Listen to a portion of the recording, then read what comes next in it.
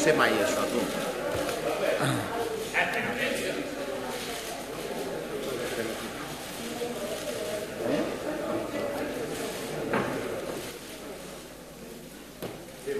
Bon dia a tothom.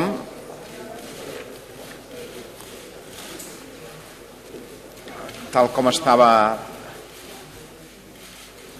formalitzat en la convocatòria, compareixem el doctor Carles Bissunyer i jo mateix per presentar-los, de fet, per presentar el darrer informe del Consell Assessor per a la Transició Nacional, que es titula Les vies d'integració de Catalunya a la Unió Europea.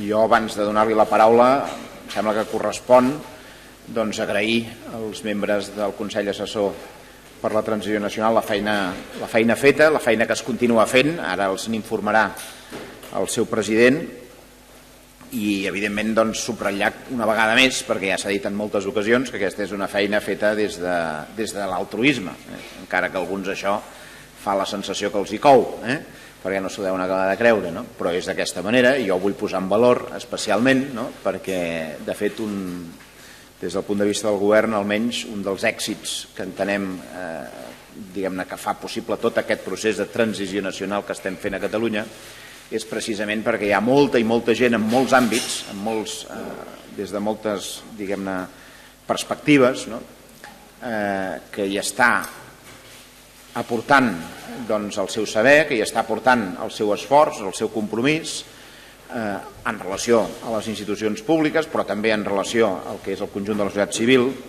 i que això explica la fortalesa del propi procés i del que en aquests moments s'està plantejant des de Catalunya. Per tant, volia, en el cas concret del Consell Assessor, agrair-ho vivament. I sense cap més preàmbul, ara que ja s'ha situat tota la premsa gràfica més ben situada, doncs tens la paraula. Moltes gràcies, conseller. Bon dia a tothom. Moltes gràcies per ser avui aquí. Com ha avançat el conseller, la meva intervenció tindrà dues parts. En una primera explicaré molt breument com tenim els informes que hem de lliurar al govern i després, amb més detall, faré la presentació de l'informe relatiu a la integració de Catalunya a la Unió Europea, que és el número 6 dels 18 informes que estem elaborant el Consell Assessor per a la Transició Nacional. Bé, pel que fa a la primera qüestió, a banda de l'informe que avui presentem, el Consell ja té acabats, encara que no lliurats formalment al govern, dos informes més. Un és el relatiu al que denominem el repartiment d'actius i passius entre l'estat espanyol i un eventual estat català. En aquest informe el que fem essencialment és identificar quines són les deutes públiques i privades, quins són els béns i les infraestructures també públics i privats que ara corresponen o pertanyen a l'estat espanyol i que haurien de ser traspassats o hauria d'assumir l'eventual estat català en un procés de separació. Identifiquem, per tant, aquestes deutes, aquests béns, i després el que analitzem també són quins són els criteris de negociació, molts d'ells extrets del dret internacional, que hauria d'utilitzar la Generalitat de Catalunya a l'hora de negociar aquest repartiment entre els dos estats. I el segon informe que tenim també ja acabat és el que fa referència a les relacions comercials entre Espanya i Catalunya en un cas de separació. Concretament, el que analitzem és com afectaria aquesta separació en el comerç, tot el que fa referència al tema del boicot o de l'efecte frontera, i també com afectaria aquesta separació en el PIB català, malgrat que, evidentment, el PIB català, un futur estat independent, no li afectaria només l'element del comerç amb l'estat espanyol, amb Espanya, sinó altres elements. Bé, aquests dos informes, que són el 7 i el 8, malgrat que els tenim acabats ja, com els deia, no els hem lliurat encara formalment al govern i no ho hem fet perquè estem acabant també d'elaborar dos informes més que estan íntimament relacionats amb aquests i que No volem, diríem, que hi hagin contradiccions o inclús solapaments entre aquests informes i preferim lliurar-los els quatre al mateix temps. Bé, conjuntament amb aquests dos que ja tenim enllestits, n'hi ha 4 més que també estan pràcticament acabats, pendents simplement d'una última revisió de redacció. De fet, ens ha faltat un parell de setmanes per poder-los tenir llestos. Aquests 4 són, el primer d'ells fa referència a l'abastament d'aigua i d'energia, el segon fa referència al tema de l'euro, el Banc de Catalunya i l'accés a la liquiditat del Banc Central Europeu per part de les institucions financeres de Catalunya. El tercer fa referència al procés constituent que s'hauria d'obrir segons quins fossin els resultats després d'una consulta o d'unes eleccions plebiscitàries. I, finalment, el que fa referència als organismes reguladors que en matèria d'electricitat, de gas, de telecomunicacions i de transports hauria de crear el nou Estat per exigències de la Unió Europea. Es pot dir, per tant, que dels 18 informes que ens vam comprometre a lliurar en tenim ja 12 de pràcticament acabats. Ens en quedarien 6 més que ja hem començat, evidentment, a treballar. Són els que fan referència, algú de vostès potser recorda aquell llistat que vam fer al començament, fan referència a la seguretat social, a la seguretat externa i interna, a les relacions internacionals, a les relacions amb organismes internacionals, al poder judicial, a les relacions, el que dèiem, la successió d'ordenaments de contractes i de personal, i l'últim, que fa referència a la viabilitat econòmica d'un hipotètic eventual estat català independent.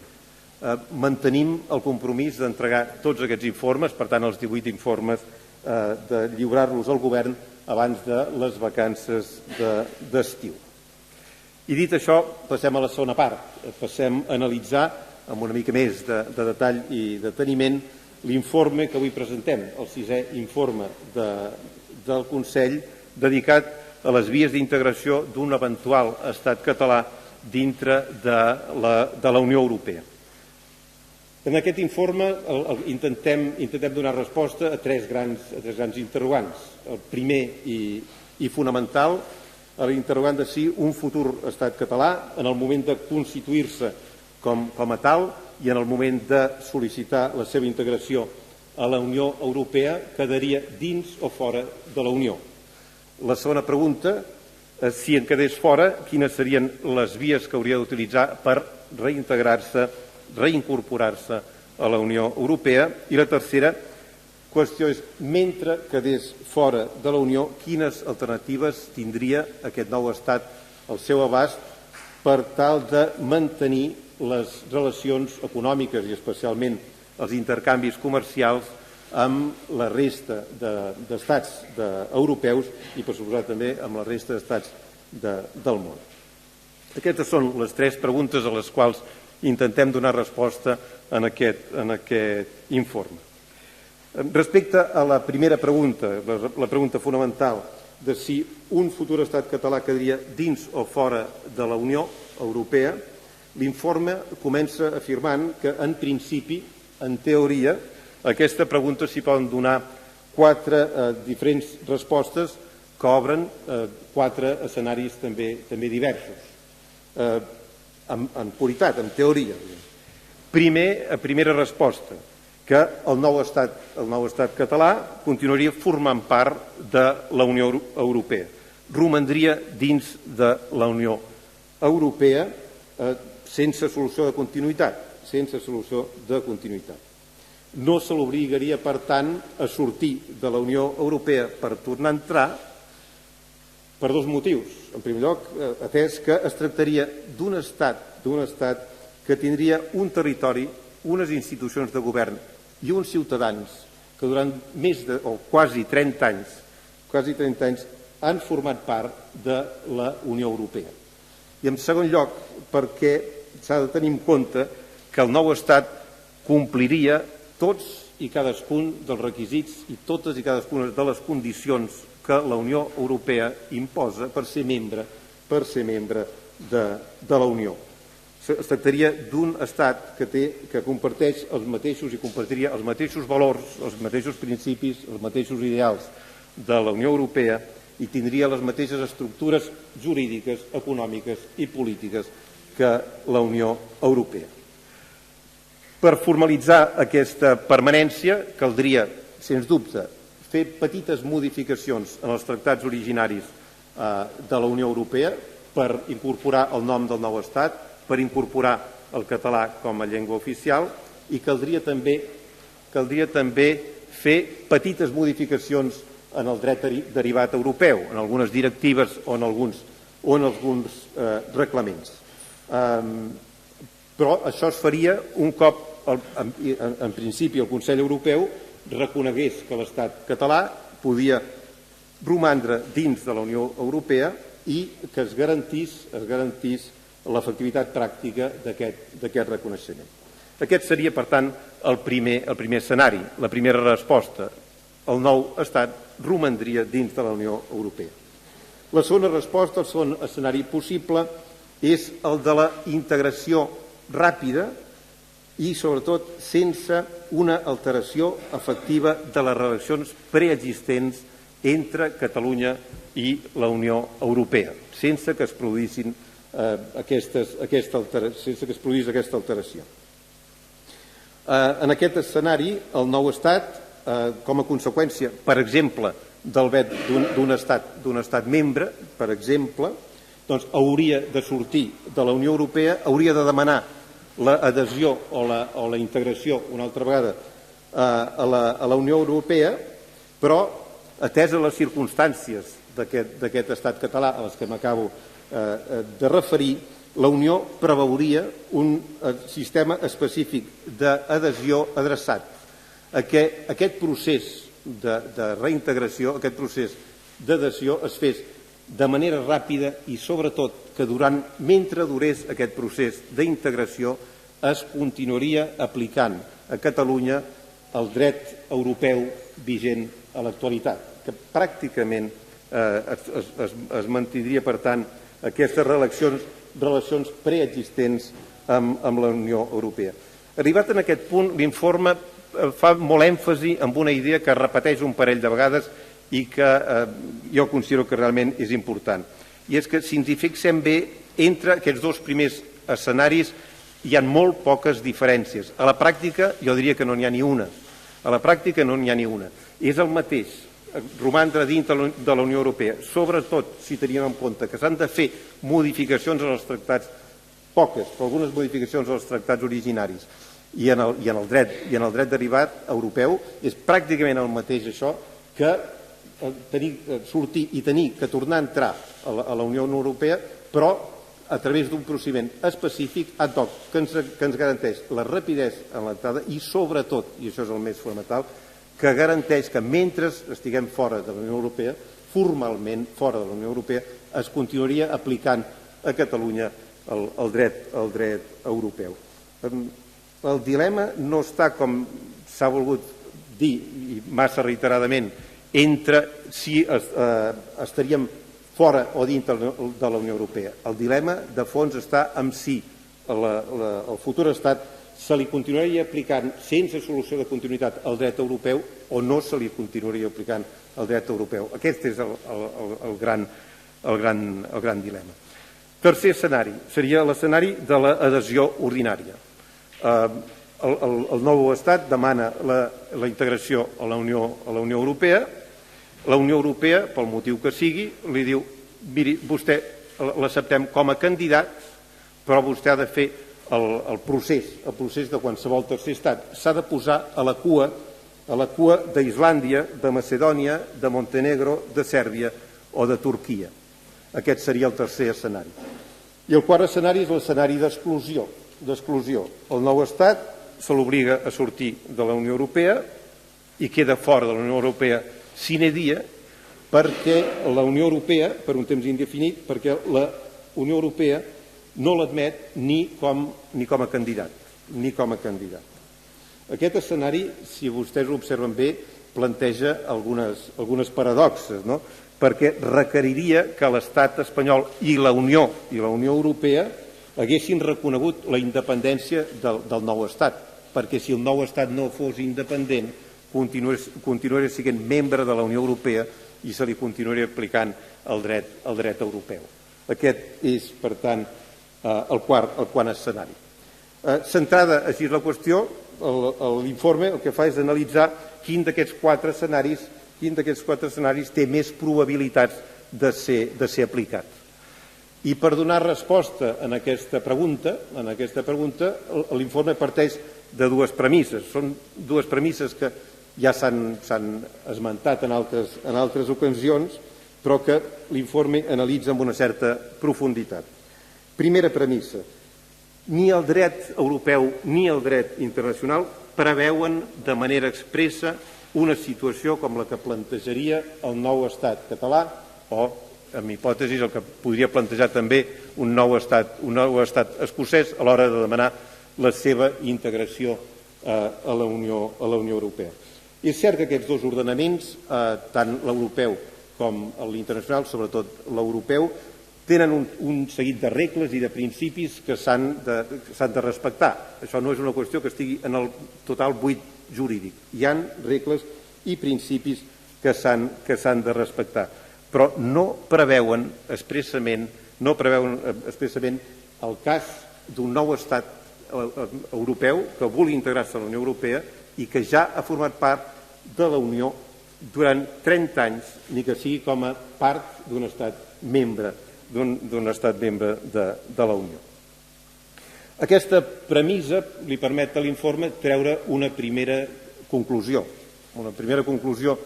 important, i és que les tesis que afirmen que una eventual Catalunya independent quedaria automàticament fora de la Unió Europea i tindria que demanar l'adhesió com si fos un tercer estat a través de l'article 49 del Tractat de la Unió Europea, aquesta és una tesi que no té cap mena de base jurídica sòlida. Per la simple i bona raó que hem dit abans, perquè això no està previst a l'ordenament ni internacional ni a l'ordenament de la Unió Europea. És evident que tampoc tenen una base sòlida les tesis contràries, les que asseguren que segur que ens quedarem dintre de la Unió Europea, que no caldrà sortir, etc. Tampoc tenen base sòlida. Simplement, repeteixo, perquè això no està expressament previst. És cert, i alguns de vostès potser s'ho estan plantejant ara, és cert que alguns membres de la Comissió Europea ja han aventurat alguna opinió, dient que Catalunya, en cas de la independència i de sol·licitar la integració a la Unió Europea, quedaria fora de la Unió. Això ho han manifestat. Però si vostès s'hi fixen, i a l'informe s'ha fet una anàlisi d'aquestes declaracions, de com s'han produït aquestes declaracions, totes aquestes declaracions comencen dient que, i reconeguent, que des del 2004, quan es fa la declaració per part del president Prodi, des del 2004 la Comissió i la Unió Europea ha dit que no es pronunciaria oficialment si no li demanava un estat membre de la Unió, li demanava a partir d'un escenari concret i si no hi havia prèviament un informe dels seus serveis jurídics. És evident, de tota evidència, que cap d'aquestes tres coses s'han produït. Cap estat membre ha demanat a les institucions europees que es pronunciés oficialment, cap ho ha demanat, no els ha demanat sobre un escenari concret i no s'ha produït encara aquest informe, de manera que totes aquestes opinions que s'estan donant són opinions que es donen abans de tenir aquest informe dels serveis jurídics de la Comissió. És més, entre parèntesis, si vostès s'hi fixen en aquestes declaracions, no diuen que quedaria fora i s'hauria d'anar per la via de l'article 49, sinó que simplement diuen que quedaria fora i es tindria que tornar a demanar l'ingrés a la Unió Europea. però això es podria produir pel segon dels escenaris, que, com els he dit, a efectes pràctics és pràcticament igual que el primer dels escenaris descrits. Bé, la segona de les premisses de les que parteix l'informe és que, també s'ha dit sovint, que la Unió Europea, quan se li han plantejat supòsits semblants als que ara té, els que tindria sobre la taula si Catalunya demanés l'ingrés a la comunitat, a la Unió Europea, sempre ha tingut una actitud extremadament flexible i pragmàtica. Sempre ha trobat la manera d'interpretar el dret europeu, de manera de conjuminar els interessos de la Unió, els interessos dels estats membres i els interessos de l'Estat o de la regió europea que pretén integrar-se al si de la Unió. A l'informe s'analitza amb cert deteniment aquests casos, diríem, d'aplicació flexible del dret europeu. S'analitza el cas del Sarre, s'analitza el cas de Grinlàndia, s'analitza el cas de la integració de l'Alemanya unificada o el cas, per exemple, de Xipre. Són, per suposat, casos diferents al que plantejaria el cas català, però el que demostren, i aquesta és la finalitat d'aquest estudi d'aquests casos, el que demostra és la flexibilitat i el pragmatisme que sempre ha tingut tradicionalment la Unió Europea. D'aquesta segona premissa, l'informe n'extreu tres conclusions fonamentals. Primera conclusió, que la Unió Europea disposarà d'un gran marge de llibertat, de discrecionalitat, a l'hora de seleccionar, interpretar i aplicar les normes dels tractats que són aplicables en aquest cas. Enorme flexibilitat. Pot utilitzar la via del 48, pot utilitzar la via del 49 del tractat i pot utilitzar qualsevol d'aquestes dues vies, no d'una manera, diríem, estricta, amb tota la seva literalitat, sinó que pot introduir matisacions en aquesta aplicació i interpretació. Segona conclusió, que es vulgui reconèixer o no, aquesta és una qüestió d'adoptar un escenari o un altre. Aquesta és una qüestió que no depèn tant de criteris jurídics com, sobretot, de criteris polítics i molt especialment de criteris i d'interessos econòmics.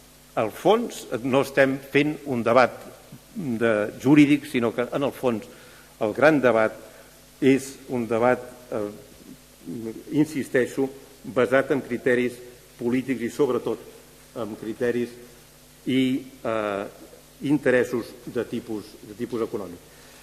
I tercera conclusió, que lliga amb la primera, amb la conclusió extreta de la primera premissa, que a l'hora de pretendre donar resposta a la pregunta de quin escenari s'aplicarà, hem de tenir en compte que hem d'acceptar d'entrada que només es pot fer un càlcul de probabilitats respecte a la resposta. Només és un càlcul de probabilitats. El que no es pot intentar és predir amb seguretat quin serà l'escenari que s'aplicarà al final, sinó quin serà l'escenari més probable d'aplicació. I de què dependrà? Doncs essencialment dependrà del valor, del pes que tinguin els diferents arguments que es puguin posar sobre la taula en el moment de negociar i en el moment de prendre una decisió sobre la integració del futur estat català dintre de la Unió Europea. Dependrà de la capacitat, de la força persuasiva que puguin tenir els diversos arguments en la Unió Europea i en cada un dels estats membres que han de prendre aquesta decisió. Quina serà la que tindrà més força per aquests subjectes. I llavors, plantejada així la qüestió, el que fa l'informe és veure quins són, en hipòtesis, els arguments que s'utilitzaran per les dues bandes, per dir-ho així. Quins són els arguments que s'utilitzaran i, de fet, quins són els arguments que ja s'han començat a utilitzar a l'actualitat. No és que ens inventem res. Bé, entre els arguments que possiblement s'utilitzaran i s'utilitzen ja a l'actualitat per defensar que el que ens aplicaran seran un escenari d'exclusió o com a mínim un escenari d'adhesió ordinària, és a dir, que ens diran vostès segueixin els tràmits, que posin-se a la cua, després de Montenegro, Sèrbia i Turquia vindran vostès. A favor d'aquest escenari, els 4 arguments que possiblement s'utilitzaran són, en primer lloc, l'argument que es denomina, i a la pròpia Unió Europea se'l denomina així, el de la limitada capacitat d'absorció de la Unió Europea. La idea que Europa ja té 28 membres, amb 29 membres es fa més feixuga de gestionar aquesta Unió Europea. Segon argument que es pot utilitzar, l'argument de l'efecte emulació. L'efecte emulació. Hi ha estats que podrien tenir problemes similars amb algunes regions que estan aspirant també a processos de separació i que aquests estats podrien tenir algun problema si es dona la imatge que és fàcil entrar a la Unió Europea. Tercer argument, el principi d'integritat territorial que està proclamat a l'article 4.2 del Tractat de la Unió Europea i que també està consagrat en el dret internacional. L'article 4.2 que es limita a dir que la Unió Europea declara com a competència exclusiva dels estats membres el manteniment de la integritat territorial dels seus estats. I el quart argument que es pot utilitzar, evidentment, és el del vet sanció. Alguns estats poden tenir la temptació de vetar l'ingrés a la Unió Europea d'una regió que havia sigut part del seu estat simplement com a sanció per haver fet aquest pas favorable a la separació. L'informe no entra a valorar críticament aquests arguments, no entra a desmuntar-los i dir, escolti, això és incorrecte perquè no té cap sentit que l'argument, per exemple, que si són 29 en lloc de 28 això serà difícil. No s'entra a discutir si aquests arguments se sustenten en si mateixos, perquè, com hem dit, el problema serà veure quins tindran més força davant dels estats membres i davant de la Unió Europea. L'únic excursus que sí que es fa és en referència a l'article 4.2 del Tractat i al principi d'integritat territorial, que és famosíssim en els últims temps, que s'utilitza molt. I simplement aquí el que es diu és això que jo deia abans.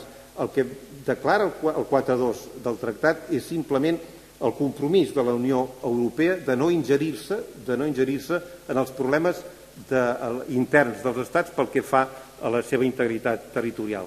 Però el que no diu res el Tractat de la Unió Europea és què és el que succeeix amb una regió que s'ha ja convertit en estat independent. D'això no diu res, absolutament, ni per suposat obliga el Tractat a la Unió Europea a intervenir en el si dels estats membres per evitar processos de separació. Això sembla que està clar en l'article 4.2 del Tractat de la Unió. Però, com he dit i repeteixo, això no està en discussió en aquest informe, sinó que el que s'analitza és a veure quins arguments tindran més pes. I llavors, analitzats els arguments favorables a l'escenari 3 i 4, el que s'analitza després són quins arguments es podrien aportar a favor dels escenaris 1 i 2, a favor de l'escenari de permanència automàtica o més o menys automàtica, o bé a l'escenari d'adhesió ràpida i amb règim de transitori. I aquí analitzem dos tipus d'arguments. Abans he dit que essencialment seran arguments econòmics, però també és cert que la Unió Europea té un seguit de valors i de principis que són molt importants per la Unió Europea i que segur que es tindran en compte a l'hora d'analitzar la possible integració del nou estat dintre de la Unió Europea. Per exemple, s'analitza amb deteniment el fet que la Unió Europea és una organització d'integració, no és una organització de cooperació, o no només és una organització de cooperació, és essencialment una organització d'integració. I què vol dir això? Vol dir que entre els seus principis fundacionals hi ha la idea de que té com a finalitat integrar dintre de la Unió Europea el major nombre possible d'estats europeus, d'estats situats en el territori europeu que comparteixen els principis de la Unió Europea. I si això és així, sembla que seria anar contra els principis fundacionals de la Unió, seria anar contra l'ADN de la Unió Europea, excloure de la Unió Europea una regió, un estat que, com he dit abans, compleix totes les condicions, tots els requisits per ser membre de la Unió Europea. No només els requisits, diríem, més formals. Un estat que té una economia totalment integrada a l'economia europea, té unes institucions polítiques, un estat de dret totalment homologable al de la Unió Europea, té una cultura que està integrada en la tradició cultural europea, etc. No tindria massa sentit, segons aquest argument, que s'exclogués, aniria contra els valors i principis de la Unió Europea excloure un estat d'aquest tipus. També s'analitza la qüestió dels drets que tenen els 7 milions i mig de ciutadans catalans, que són al mateix temps ciutadans europeus, i que si se'ls exclou de la Unió Europea, definitivament o per un temps llarg, evidentment podrien perdre aquesta ciutadania i els drets que això comporta, els drets europeus. I, per tant, això és un element que, sens dubte, la Unió Europea tindrà en compte. Però no només els drets d'aquests 7 milions i mig de persones, els drets que tenen ciutadans europeus d'altres estats membres que estan situats al territori de Catalunya i que tenen uns drets enfront, envers els poders públics de Catalunya, i que podrien veure's minvats aquests drets si Catalunya quedés fora, exclosa de la Unió Europea. I des del punt de vista econòmic, sembla que és clar que la permanència de Catalunya dintre de la Unió Europea o la continuïtat en l'aplicació del dret europeu a Catalunya tindria per la Unió Europea i per tots i cadascun dels estats membres actuals, tots ells, moltes més avantatges que no pas inconvenients des del punt de vista econòmic. No tindria, segons aquest argument, no tindria massa sentit, diríem, tindria enormes perjudicis, per exemple, suspendre les 4 llibertats de moviment existents a l'actualitat, o, per exemple, començar a posar arancels a l'economia catalana. I això perjudicaria, evidentment, no només a Catalunya, sinó també a les moltes empreses que actualment estan radicades al territori català, empreses d'estats europeus, o els inversors europeus que tenen aquí també interessos financers molt importants. Des d'aquest punt de vista es poden aportar d'altres arguments, també i s'aporten d'altres arguments i segur que es posaran sobre la taula. Per exemple, el fet que l'estat català no seria un estat receptor de les ajudes o del pressupost europeu, sinó que seria un estat que seria contribuïdor fiscal net a les arques europees. I aquest és un element que sol prendre's en consideració sempre en totes les negociacions d'ingrés dels diversos estats.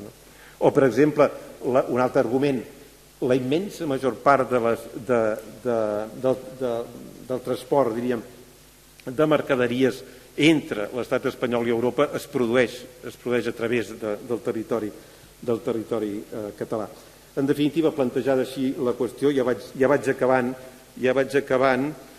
l'informe es pregunta quins seran els arguments que en principi prevaldran, els arguments favorables a la tercera o quarta escenari que deia abans, o bé els arguments favorables al primer o al segon escenari. I pel Consell, i l'informe que jo ara presento, no hi ha dubte que els arguments que amb tota probabilitat, perquè estem parlant en termes de probabilitat, que amb tota probabilitat tindrà més força persuasiva de cara a la Unió i els estats membres són els favorables als escenaris primer i segon. En definitiva, a la continuïtat o com a mínim a l'adhesió ràpida i mentre dura el procés d'integració, l'aplicació del dret europeu. S'arriba a la conclusió de que no té massa sentit que els estats membres i la Unió Europea estigui disposada a trair els seus valors i els seus principis i a perjudicar-se econòmicament, argumentant que passarien de ser 28 estats a ser-ne 29. No té massa sentit. O que el principi aquell d'emulació, o els perills que podria tenir per aquests estats un procés de separació d'unes regions que tenen unes característiques totalment diferents a les que té Catalunya a l'actualitat. L'únic problema seriós és realment el del vet que pugui interposar algun estat, concretament, en aquest cas, l'estat matriu. Aquí l'informe reconeix que en aquest cas aquest vet és possible i que aquest vet el que podria fer és dissuadir a una part dels estats membres de la Unió Europea a adoptar el primer escenari, el de la continuïtat automàtica, i que pogués forçar a retrasar aquest ingrés, obligar a sortir de la Unió. Però el que es conclou a l'informe és que la força d'aquest vet no és previsible que pugui ser tanta com per obligar a que Catalunya es quedi fora de la Unió sense règims transitoris i posats a la cua de Sèrbia, de Turquia, etc. No és en absolut previsible. Com ha declarat recentment el professor Andreu Olesti, la Unió Europea ha assolit tal nivell d'integració econòmica i jurídica que és impensable que un país individualment pugui prendre decisions que posin en perill les realitzacions conjuntes de tot el procés d'integració europea. En definitiva, el dilema pel Consell per la Transició Nacional no és si Catalunya acabarà formant part o no de la Unió Europea, en formarà part, sinó quan i com ho farà. I, en principi, la lògica i el pragmatisme més elementals semblen que la solució hauria de ser la del primer escenari, la de no obligar a sortir per tornar a entrar al cap d'un temps curt. Malgrat que, com els deia, si hi ha un vet, és possible que s'hagi d'anar al segon escenari, però s'exclou, en principi, a l'informe, la probabilitat del tercer i del quart escenaris. No obstant això, com els deia, i ara sí que ja acabo, atesa la impossibilitat de predir totalment quin serà el resultat, doncs el que fa l'informe en la seva segona part, és analitzar les alternatives que tindria aquest nou estat per tal de mantenir el màxim de relacions econòmiques i comercials amb la Unió Europea, amb els estats membres i en definitiva amb la resta dels estats. I aquí el que analitzem és la possibilitat de subscriure acords bilaterals entre Catalunya i la Unió Europea, acords comercials, acords de cooperació econòmica, financera, etc., que no requereixen unanimitat, sinó que simplement requereixen majories, a no ser que afectin a competències exclusives dels estats membres. S'analitza també la possibilitat de celebrar acords d'associació. Aquests normalment requereixen la unanimitat, malgrat que hi ha el cas aquest de Kosovo, en el que s'ha flexibilitzat, per dir-ho així, la possibilitat que el celebri la Unió Europea sense l'acord de tots els estats membres. Analitzem també la possibilitat que el nou estat s'adherís a l'EFTA, a l'Associació Europea de Lliure Comerç, que, com vostès saben, és una organització molt potent com a organització, diríem, associació de lliure comerç, que està formada per Islàndia, Noruega, Suïssa i Liechtenstein. Sembla que no hi haurien masses dificultats en un estat de les dimensions que tindria Catalunya per integrar-se en aquest club que, com els dic, és un club potent des d'aquest punt de vista i cada vegada més. S'analitza també la possible adhesió a l'espai econòmic europeu, com vostès saben, format pels 28 estats membres de la Unió més els 3 de l'EFTA, són tots ells excepte Suïssa, que no en forma part, i també s'analitza, per suposat, la possible adhesió a l'espai Schengen, l'espai Schengen, que portaria a la superació de fronteres internes entre l'eventual estat català i la resta dels estats europeus i l'aplicació de normes comunes de control de les fronteres externes. I finalment, simplement, s'analitza també la possibilitat, evidentment, de fer acords comercials bilaterals de lliure comerç amb altres estats i unions duaneres. I finalment, simplement apuntar que a l'informe també s'analitzen les passes concretes que haurien de fer les autoritats del nou estat a l'hora de demanar l'ingrés o la permanència a la Unió Europea. Concretament, la primera cosa que s'hauria de fer és, evidentment, escollir els procediments, el procediment d'aquests 4 escenaris, quin és el que seria millor pels interessos de Catalunya. Sens dubte seria el primer o subsidiàriament el segon. S'analitza després, la segona passa seria obrir immediatament negociacions amb l'estat espanyol i amb la Unió Europea. El tercer pas seria que el Parlament hauria d'adoptar una declaració solemne manifestant la seva voluntat, el seu compromís de respectar els valors, els principis, l'ideari de la Unió Europea, i el president de la Generalitat hauria de trametre aquest document, aquesta decisió del Parlament de Catalunya, i hauria de sol·licitar al Consell Europeu la integració a la Unió Europea.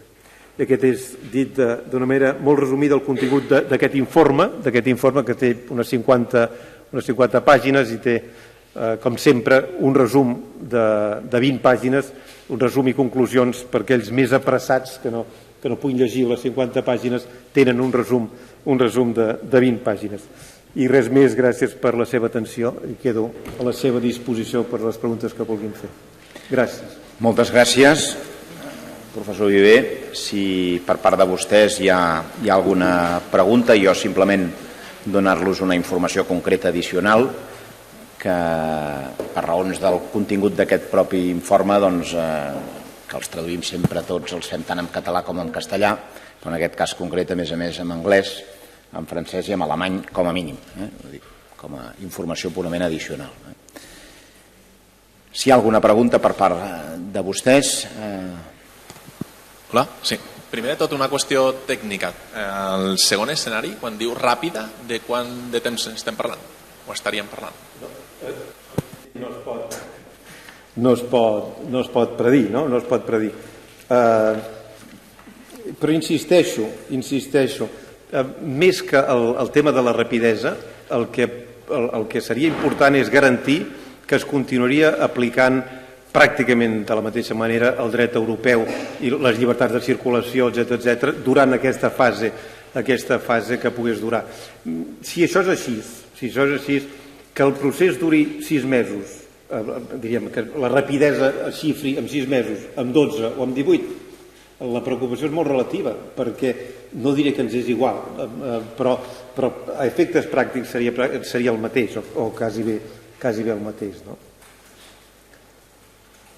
Perquè fins i tot en aquesta etapa, quan jo dic que es mantingués el dret europeu, es podria mantenir el dret europeu i fins i tot relacions directes del nou estat amb les institucions de la Unió Europea. Vull dir que dependrà, evidentment, o dependria de com es regulés aquest règim transitori, no?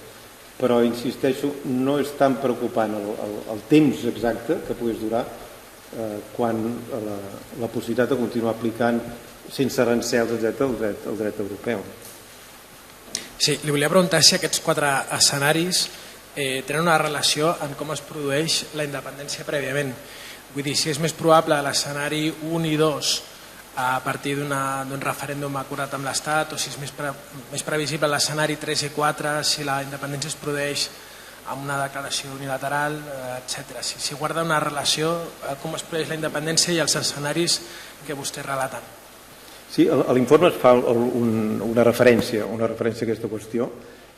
S'arriba a la conclusió, per altra banda sembla que òbvia, que tot aquest procés es facilitaria, aniria més ràpid i seria més suau, per dir-ho així, si hi hagués un acord amb l'estat espanyol, com és el que tenen, sembla, els escocesos amb el Regne Unit. El Regne Unit s'ha compromès, si la consulta a Escòcia és favorable a la independència, a ajudar-los a entrar a la Unió Europea i a negociar en nom seu durant un any i mig aquest ingrés, per tal que en el moment en què es produís la declaració d'independència d'Escòcia, al mateix moment ja es produís la integració europea. Per tant, és evident que aquest escenari seria més favorable, però també s'insisteix molt, es diu molt clarament en l'informe que si aquest escenari no es dona,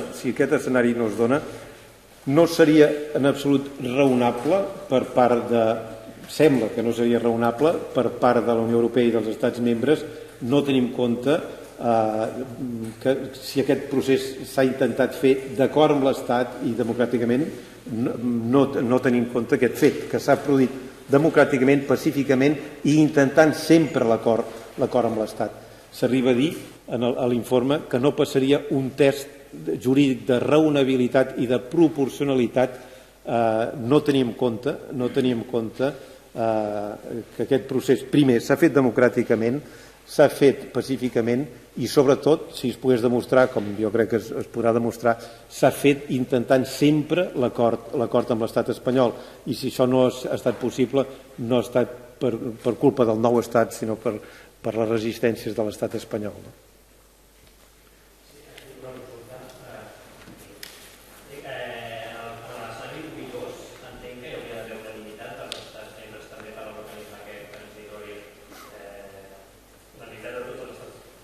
Sí.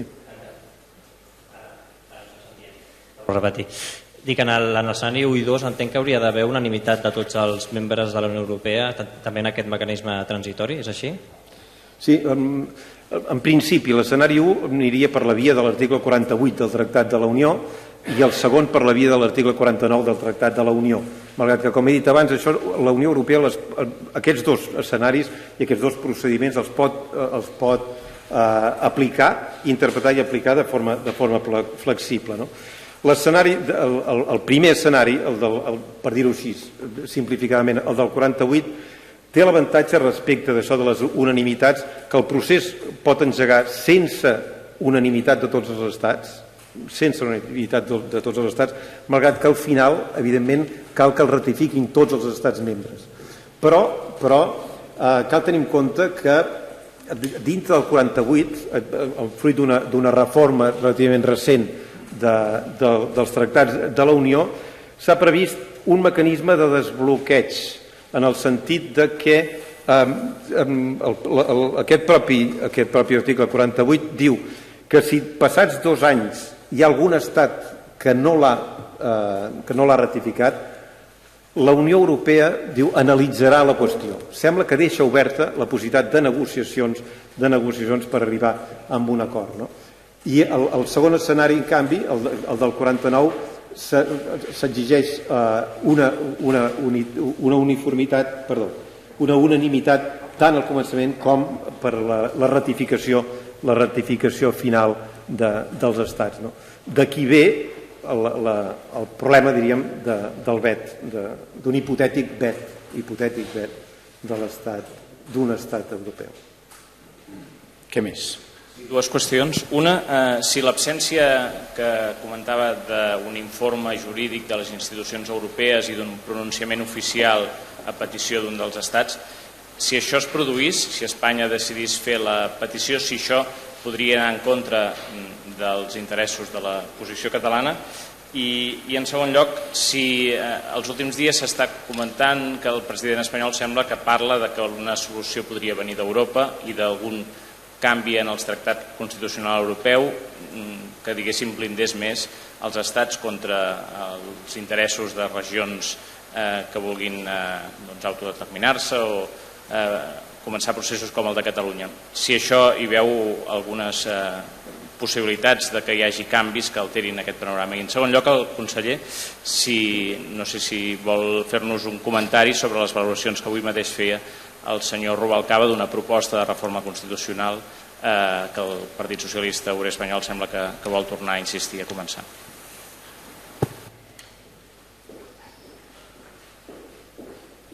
Bé, pel que fa a la segona de les qüestions, sí, les declaracions que va fer el president del govern espanyol, evidentment tindríem que preguntar-li a ell, perquè és força críptic, no?, l'afirmació que això vindrà de la Unió Europea. Jo la veritat és que no m'atreveixo a interpretar el que ha volgut dir el president del govern espanyol amb aquestes paraules, no?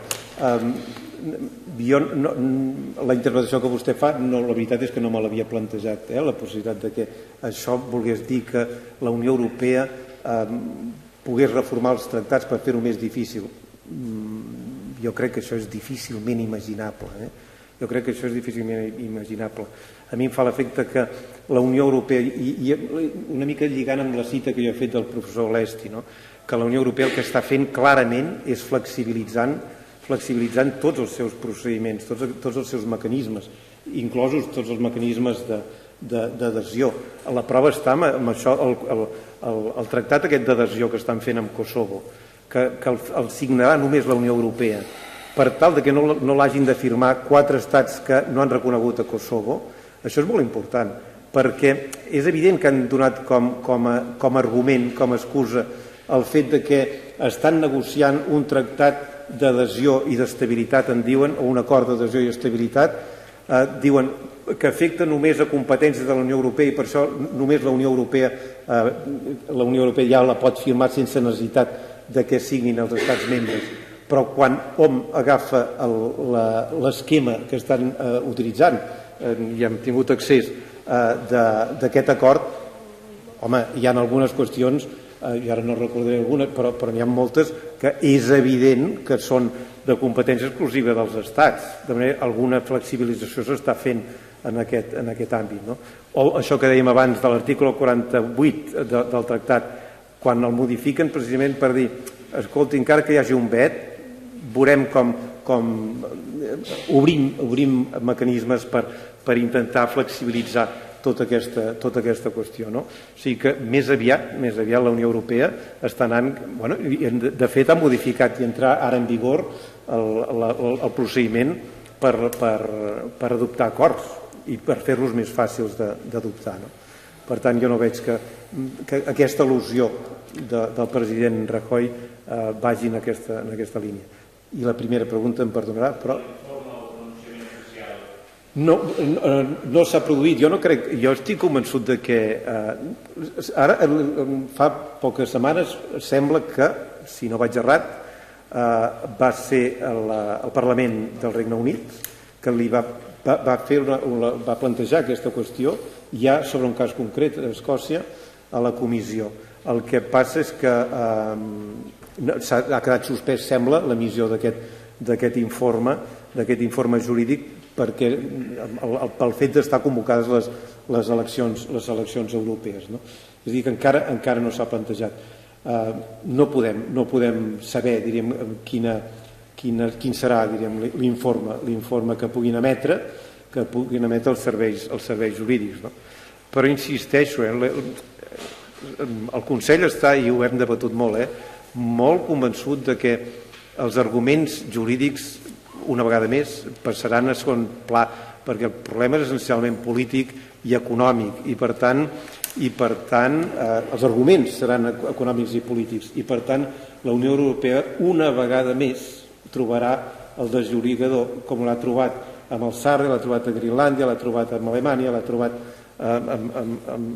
amb Xipre per buscar la integració del nou estat català. És que no té massa sentit, anant al fons de les coses, no té massa sentit tenir 7 milions i mig d'europeus que volen ser-ho i un estat totalment integrat a l'economia europea i tenir-lo fora perquè un estat per imposar una sanció ha decidit vetar-lo. No té massa lògica. Ja trobarien els mecanismes per tirar endavant.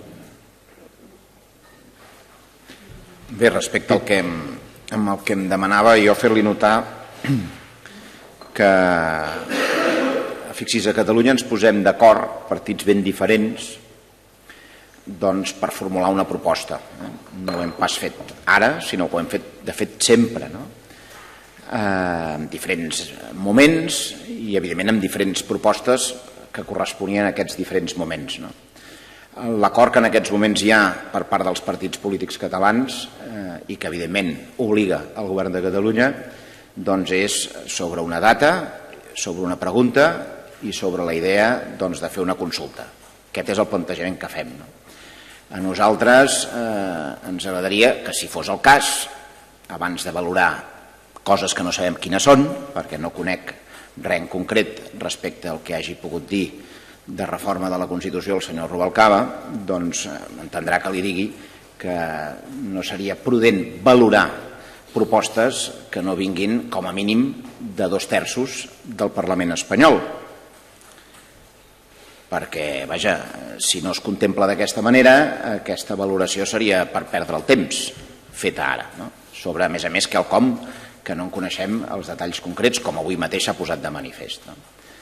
El que sí que ens veiem en cor és de valorar el document que s'ha presentat avui. Això em penso que sí, a més, és obligat.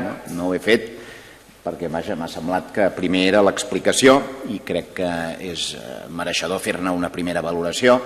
Aquest document s'analitzarà, evidentment, amb tota la calma corresponent per part del govern, però així d'entrada, diguem-ne, sembla que són pertinents les consideracions següents.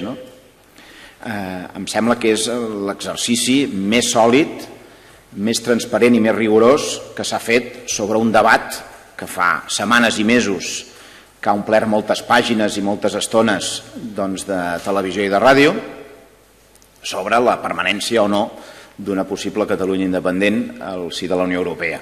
Jo crec que aquí, per primera vegada, es disposa d'un informe que analitza tots els escenaris possibles, que dona, diguem-ne, arguments i raons de tots aquests mateixos escenaris possibles i, per tant, tenim davant nostre i a oferir al conjunt de la ciutadania un informe complet, com crec que correspon a un debat que fins a data d'avui ha ocupat tantes i tantes pàgines en la informació política.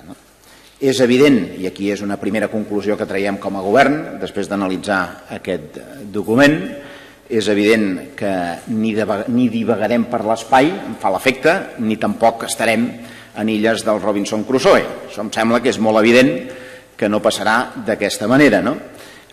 Ens agradaria, i aquí em dirigeixo al govern espanyol, una mica més de rigor i una mica menys de propaganda. Perquè ben cert és que ni és possible, llegint aquest document, arribar a la conclusió que divagarem per l'espai, ni tampoc que ens quedarem, diguem-ne, residint en una illa del senyor Robinson Crusoe o semblant.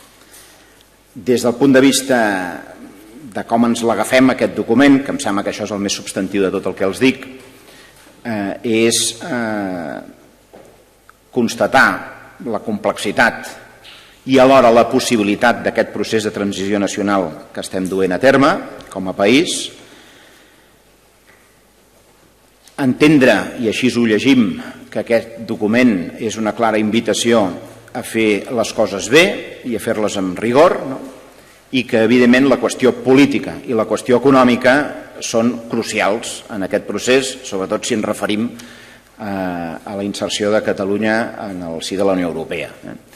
I jo crec, i aquesta és una valoració, evidentment, i per tant pot ser tan discutible com qualsevol altra, que en termes polítics les coses s'estan fent raonablement bé en el conjunt del país, no? I en termes econòmics crec sincerament que també. Amb dues coses, la política i l'econòmica, no és només responsabilitat del govern, i per això m'atreveixo a dir-ho de la manera que ho he dit, sinó mèrit, en tot cas, de tanta i tanta gent com hi interactua. Per tant, si el missatge d'aquest document, a part de les qüestions més tècniques, és que si es fan bé les coses políticament i es fan bé les coses econòmicament, l'objectiu que tenim tots de formar part de la Unió Europea està garantit, jo crec que a data d'avui podem dir que estem en aquest camí i que estem fent les coses com correspon, i en aquest sentit aquest document és una invitació a proseguir amb aquest rigor i amb aquesta exigència. Alguna cosa més o ho deixem aquí perquè ha estat prou complet tot plegat? Jo tenia dues preguntes pel senyor Pi-Sunyer. Ha dit que Catalunya deixaria de ser receptor net de fons europeus i passaria a ser contribuent net. No sé si em podria dir quants fons europeus ha rebut la Generalitat per Catalunya en els últims 10 anys, per exemple, i què ens costaria la broma? És a dir, si ara passem a pagar, què ens costaria?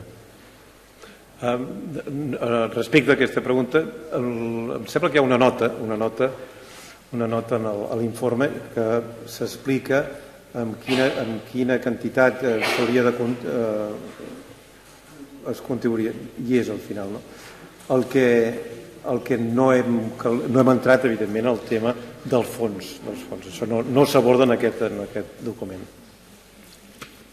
No em podria donar la xifra vostè o algun dels membres del Catan quants milions hem rebut en els últims 10 anys, per exemple? No, això no hi és, això segur que no hi és.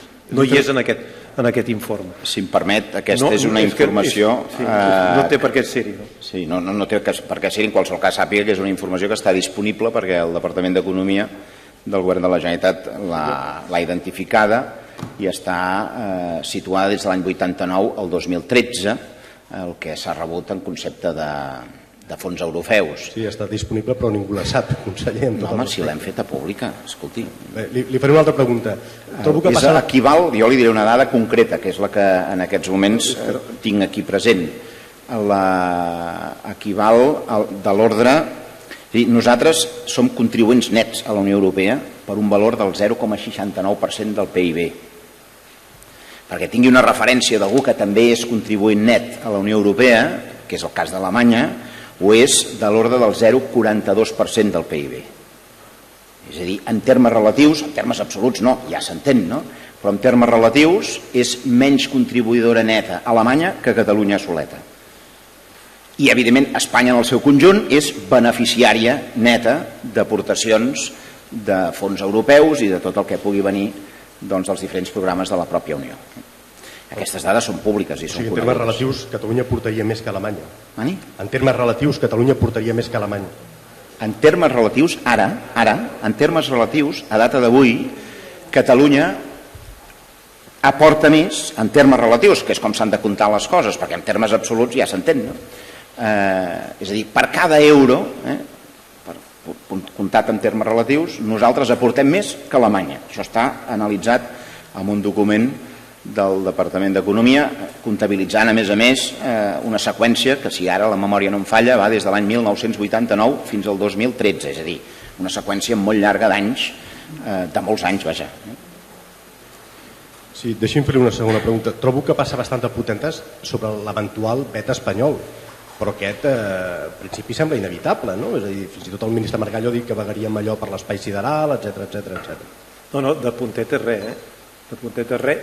Potser a la meva exposició no hi he dedicat prou temps, però a l'informe evidentment s'analitza aquest fet i es diu que és una possibilitat real, per suposat, no és que estiguem a l'estratosfera, els membres del Catan, toquem de peus a terra i sabem perfectament quines són les circumstàncies. Es pot donar aquest bé, pot no donar-se, però també és veritat que aquestes coses, com vostè sap, poden canviar i l'estat espanyol es pot trobar en què, segons com vagi evolucionant aquest procés, arriba un moment en què digui haig de canviar la meva posició.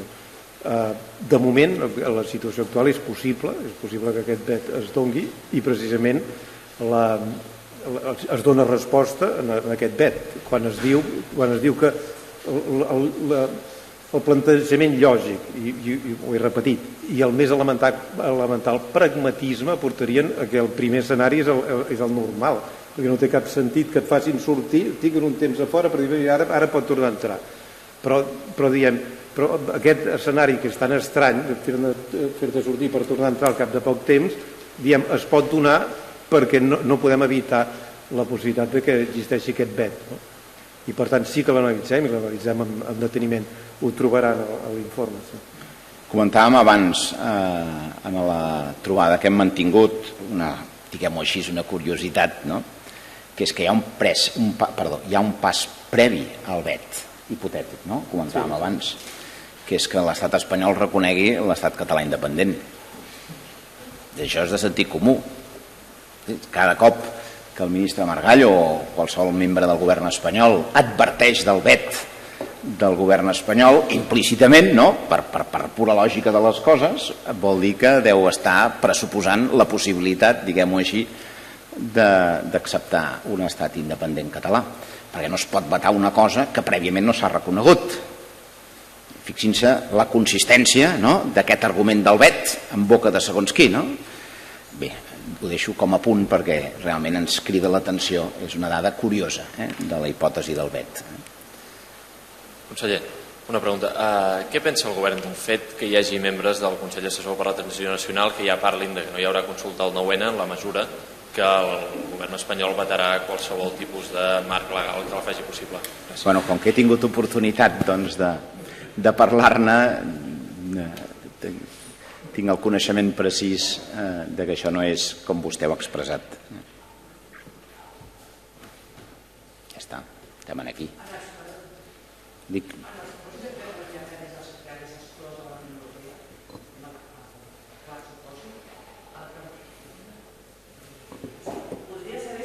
Això suposaria una suspensió de drets dels ciutadans catalans, dels drets europeus. Això podria comportar que es poguessin presentar demandes als tribunals europeus per evitar aquesta suspensió, o és que si t'exclouen quedes fora d'un club i llavors ja no tens dret a...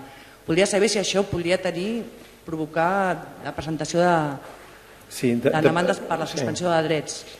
Sí. Aquí l'informe no entra, diríem, a analitzar en profunditat aquest tema. Dependria, evidentment, de com es produís, perquè és una mica el que insinuava el conseller.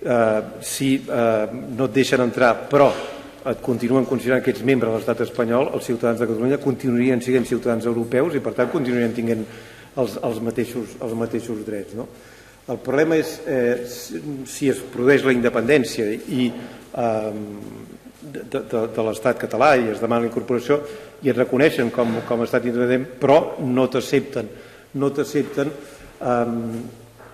Jo crec que, o millor dit, el Consell, perquè això també s'apunta, que sí que es perdria la ciutadania. En principi es perdria la ciutadania europea, perquè per tenir la ciutadania europea cal tenir la ciutadania, cal ser ciutadà d'un estat membre de la Unió. Que això pogués ser justiciable, que algun ciutadà ho pogués portar a algun tribunal de la Unió Europea, és complicat, és un escenari complicat. Ho deixem aquí?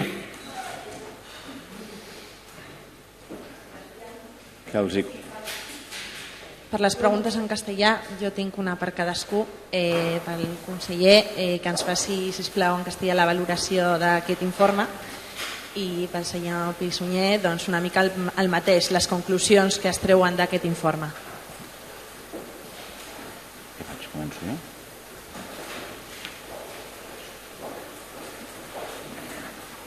Bueno, pues en relación a este informe que nos ha presentado el Consejo Asesor de la Transición Nacional, en primer lugar, poner de manifiesto que es evidente que es el primer informe, claramente, sólido, completo, hecho con todo el rigor, donde se aborda la cuestión que ha, digamos, generado tantos ríos de tinta, ¿no?, sobre si Cataluña formaría o no parte de la Unión Europea, ¿no?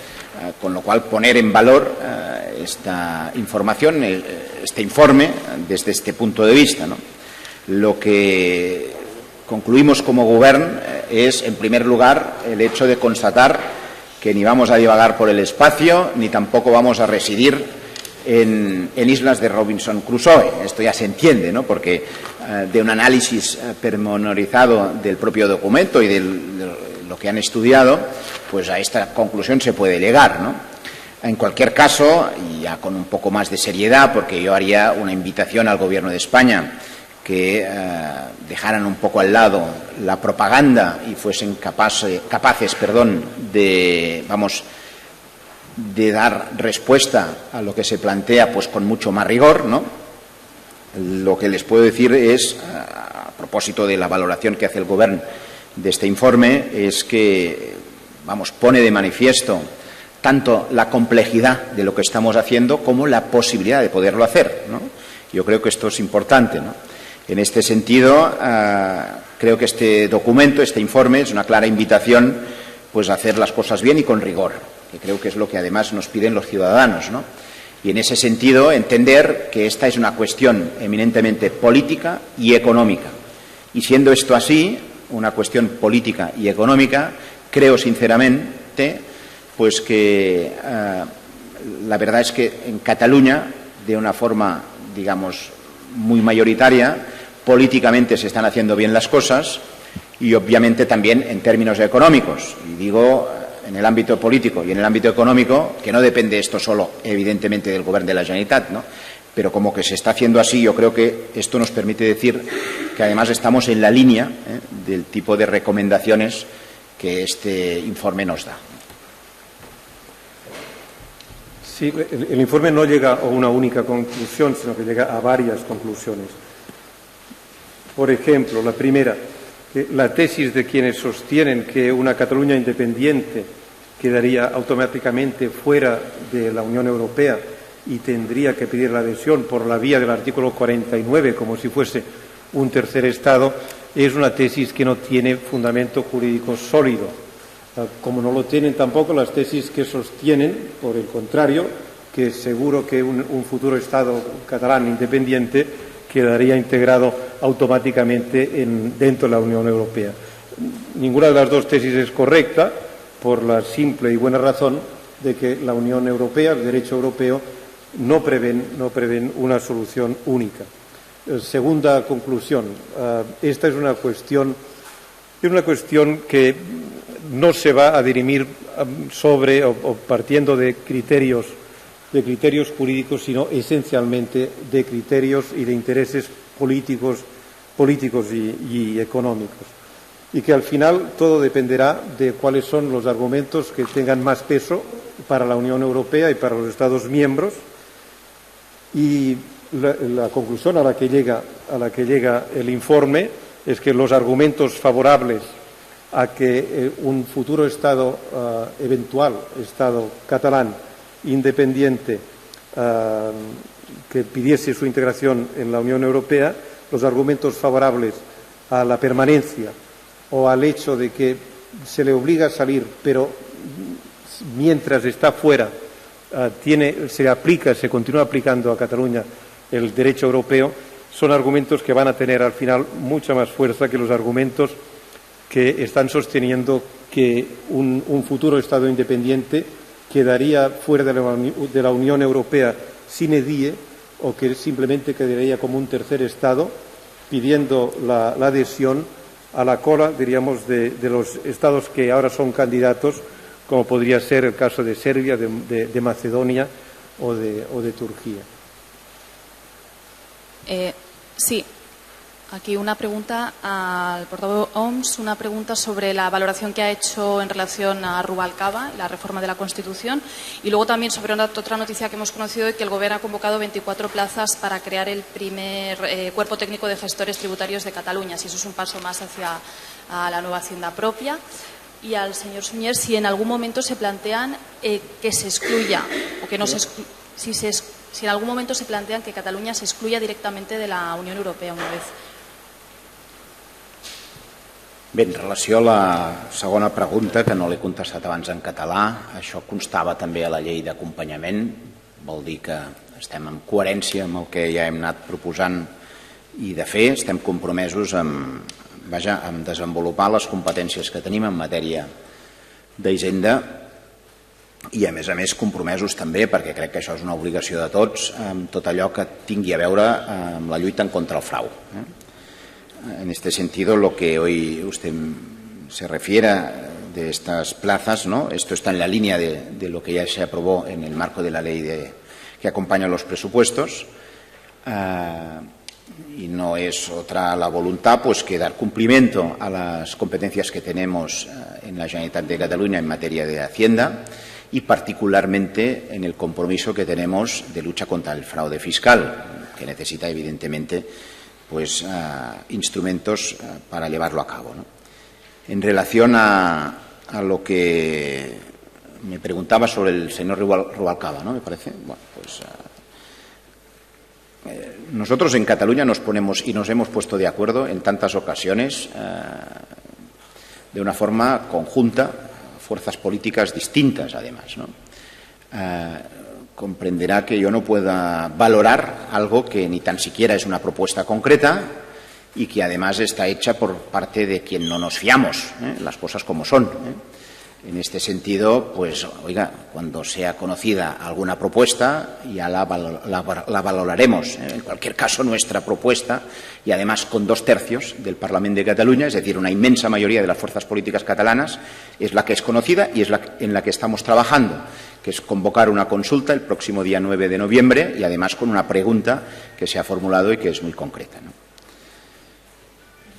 Sí, respecto de la cuestión de, si he entendido bien, la autoexclusión de Cataluña.